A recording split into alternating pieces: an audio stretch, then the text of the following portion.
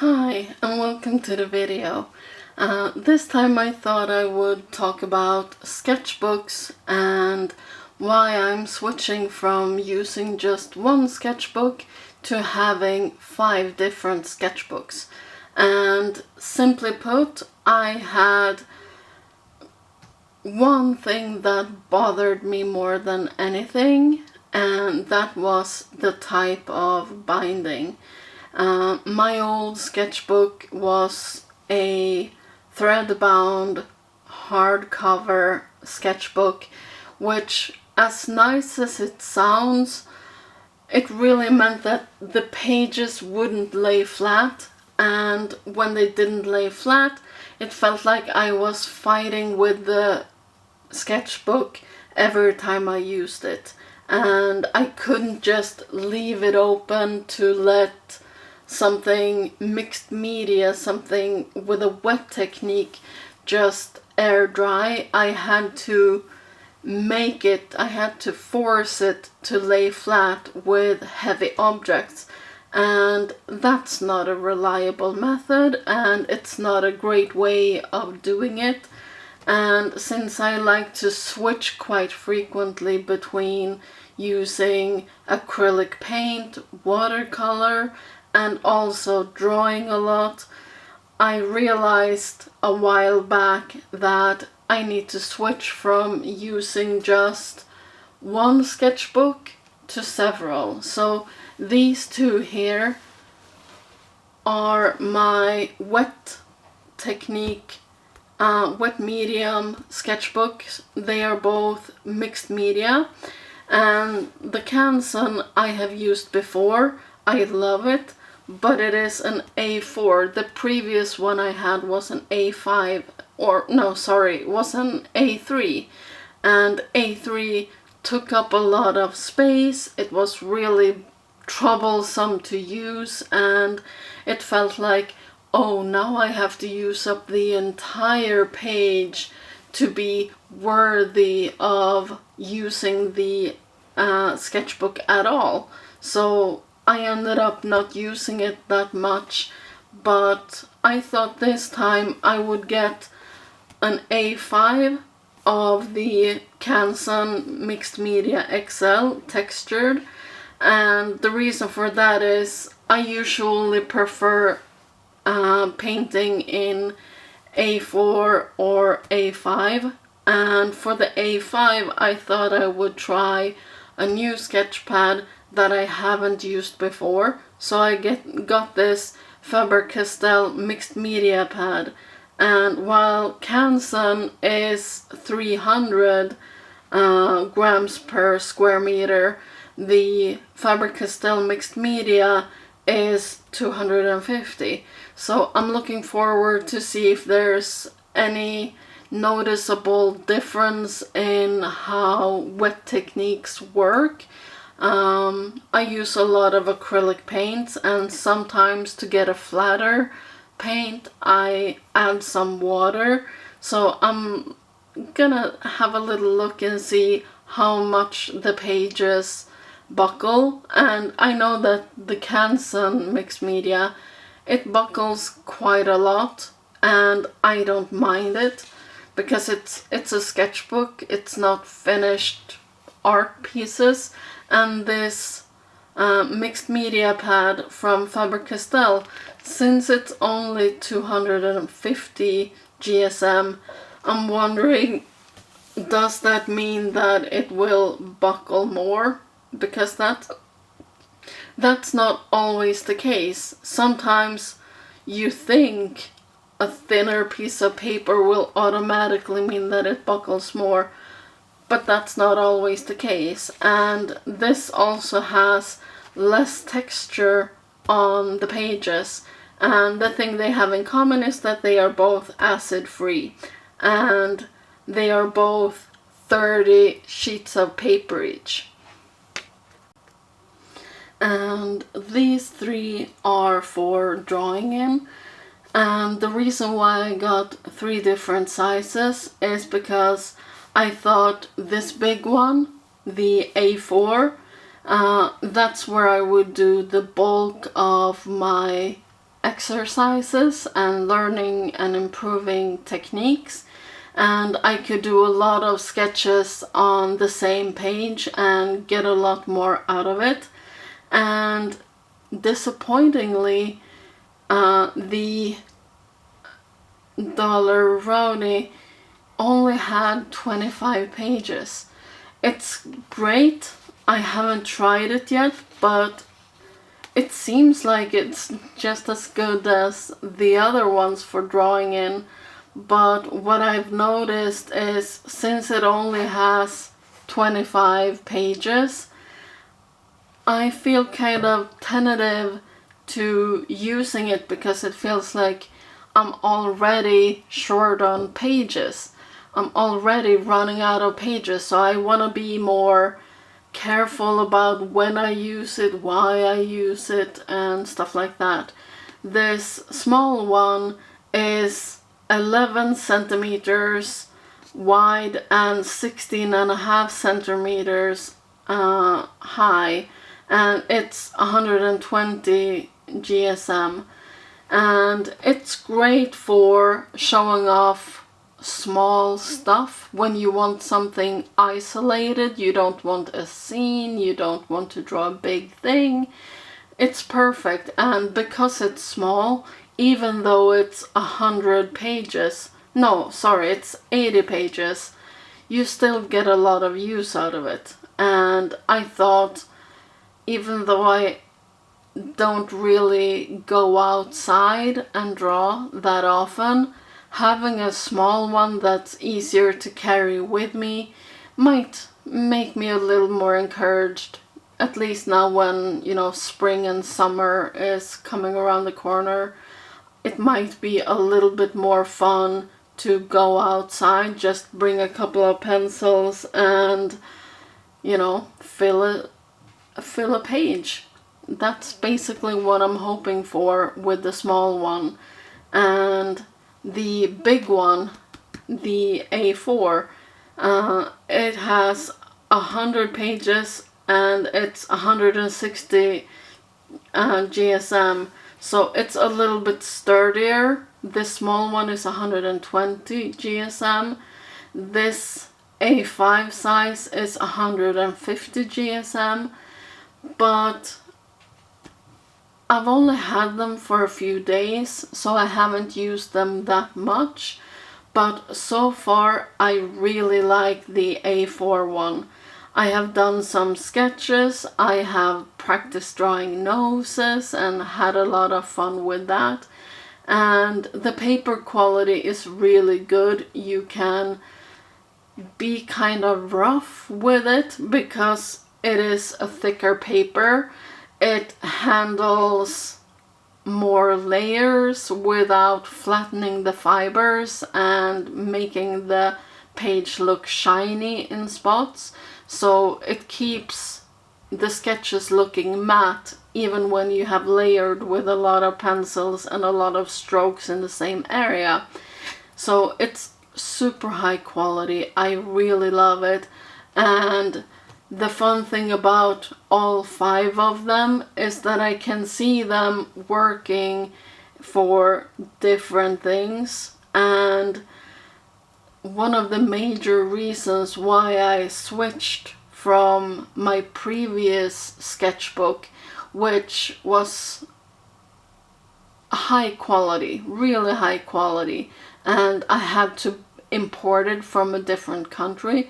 It's a Strathmore Mixed Media 500 series, and the paper quality is absolutely amazing. It feels really good to use it, and it truly is a mixed media type of paper. But because I struggled with having it lay flat, it meant that I'm right-handed, so my left hand was fighting to keep the pages laying down while working. So it felt like my focus could never fully be on what I was creating. And also the second thing, because it had rather few pages and it felt so high quality, I didn't feel I was allowed to practice in it. I felt like all I can do is in this are either finished sketches that are high quality, or at least where I attempt to make something high quality, and that made me stop using it. So I've gone a few months now without having a sketchbook. And the thing these 5 sketchbooks have in common is they are all spiral bound, so they don't take up twice the size on the table when I'm using them, which the Strathmore did because it's hardbound. You open it up and you can't fold them, the pages behind each other. You have to work with twice the space, and that meant that it took up too much space. An A4, when you open it up, that's an A3. And working with something that big, when you turn the page, it feels a little bit intimidating and like, oh, I have to perform, I have to do something amazing on these pages. And because I'm not a professional artist, I am very much a beginner, even though I've been doing it for many years. My goal was never to reach a higher level or a higher quality of painting and drawing. I have always been focused on just having fun and using it sometimes to relieve stress or anxiety and stuff like that. I want to be allowed to make as many mistakes as I do. I want to be able to say, this didn't turn out as good as I hoped, and then just turn the page, do something else, and still feel like I am allowed to roam the pages and go wild and try new things and practicing stuff that takes a lot of practice to get better at least consistently learning new skills. And that's what a sketchbook should be. You should be allowed to make mistakes, and sketchbooks should be the place where you practice something, where you get better over time, and where you can go through it, where page 1 is significantly less fine-tuned and good compared to the last page, where you have practiced for however many pages over however long time. So I find it really, my brain feels relaxed having 5 different sketch pads to go between depending on whether I want to paint, and if I want to paint, I can choose between the A5 and the A4 depending on the size of what I want it to be. And if it turns out really good in either 5 of these, because they are spiral bound, if I want to frame something or maybe gift it to someone, I can simply just tear out the page and give it away or put it up on the wall to inspire me or whatever I want to do. But also the equally important part about being able to tear out a page is if something turns out really bad and you don't want people to see it, you want to be able to show your sketchbook to family and friends, or if you're like me and you have a YouTube channel, when these are done, I plan on showing you the sketchbook tour when they're finished. But I have to admit, I will remove ugly things from them. And you're absolutely allowed to do that. Some people are more strict and they keep every page in there and they see it as every little mistake is part of the learning journey.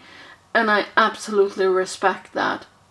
But since my goal is not to be good or to learn from previous mistakes, I feel like I'm being held back by looking at things that really just makes me feel bad about what I did.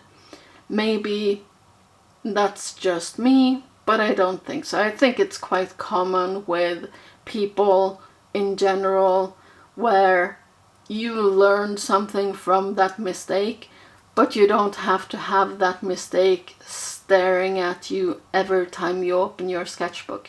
That can feel a little bit like you are your mistakes, and you're not. We're not our mistakes. The best thing we can do is look at them, learn from them, and move on. And for me, the part of being able to move on from mistakes is, in sketchbooks, to be able to tear out the pages. So while I start with 80 sheets in this, 100 sheets in that, and 30 sheets in each of these, I don't expect there to be 100 or however many I started with sheets. I expect there to be a few pages missing.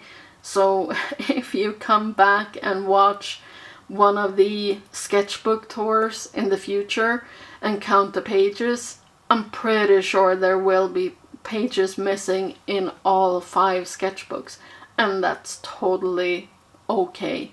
I think it's kind of a relief to get rid of your mistakes after you've learned from them, so you don't feel like, oh, these have to be true to reality in all aspects. If I learn something, then I will have that progress, but if I make same mistake over and over, I have to keep staring at it.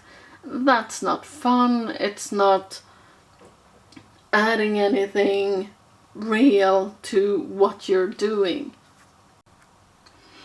I think sketchbooks, no matter the quality or how many sketchbooks you have, I think it's a really personal choice. And for me, I think these 4 will be my main sketchbooks, and the Dollarani I will use every now and then. It's a great size, A5, but I feel like I'm probably gonna be living in the A4 and doing a little bit of progress updates in this smaller one. But so far I have mostly used the A4, and I love it. I absolutely love it. And it's a NASA sketch pad, and it's 100 sheets, it's premium quality, and it's really forgiving. It's easy to learn in it and practice, and I've been practicing drawing noses and faces mostly. I want to improve my portrait skills, and it's been really fun. It's been a fun few days, and I look at it every day and I'm like, I want to draw some more. And I don't know if you know this, but I have a lot of pens and pencils, and especially fine liners and colored pencils I have a lot of, and I think it's a lot of fun to mix and match and feel like I'm allowed to be messy, I'm allowed to explore, I'm allowed to do something just for the fun of it. I don't have to have a goal. I don't have to feel like, oh, I have to get better, I have to improve to validate me having fun in my sketchbooks. No. I sketch whatever I want, whenever I want, however good or bad. It really doesn't matter. I have long since given up judging myself on the quality of the finished result. These are sketchbooks. They should be fun and relaxing and giving you permission to be however you want to be that day. And I hope that is something I can kind of convey with this video, that sketchbooks, for some people, having one sketchbook for everything works out great, and you want to have that chronological order where you can follow the progress of everything you make in one sketchbook. And I'm well aware that some of my sketchbooks will be used a lot more frequently than others. I anticipate this A4 for drawing, for dry mediums. I expect it to get the most use, and it didn't cost a lot at all. It cost approximately, I'm translating from Swedish kronor to dollars, but approximately $12 for 100 pages. That's a lot of drawing, and since the paper is 160 GSM, quite thick paper, you can draw on both sides comfortably. So I highly recommend it. I absolutely love it. And the small one I have tried a little bit, but I still haven't tried these. I'm a little bit curious. But sketching so far with pencils, it has been a lot of fun, and I really enjoyed it. And I'm looking forward to showing you a little bit more of what I've done. Anyway, I have droned on for quite a bit. How many sketchbooks do you have? Do you sketch every day, or only when you feel like it? Or are you more the type of person who only sketches to plan for a finished piece? Or however, I would really like to see a comment where you say how you use your sketchbooks. And I would love to have recommendations if you have any other spiral bound sketchbook, to see if I can compare a few more later on. If you have a favorite, drop it in the comments. And I hope you have a great day. Please subscribe if you want to see more videos like this. Have an awesome day, and thank you for watching. Bye bye.